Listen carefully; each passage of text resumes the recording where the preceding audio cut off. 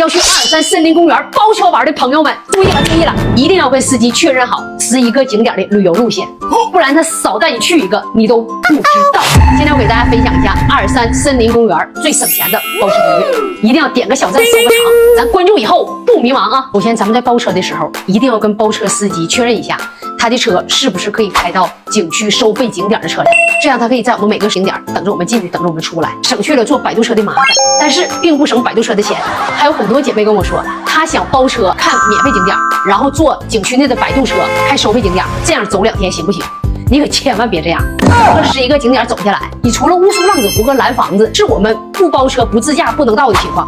其他的那2个景点咱们走2步也能到，所以就为2个景点去包车不合算啊。因此得出结论，我们要利用包车的优势，然后省下来咱们的时间去多走几个景点，这样才能使我们的包车之旅最合适。咱们在森林公园玩2天的情况下，那建议大家就住在森林公园里面的天池服务区就行。这样我们不但可以看到不渡河的日落，还能看到不渡河早晨的晨雾。第2天8点多钟咱们就开启旅程，能大大的节省我们的游览时间，我们就可以把2天的游览时间缩减为1天半。这样剩下半天的时间，你可以让师傅带你去玫瑰峰国门五里泉，或者你也可以选择白狼峰森林之眼和鹿园，这样就相当于我们多走了1条线路。同时提醒一下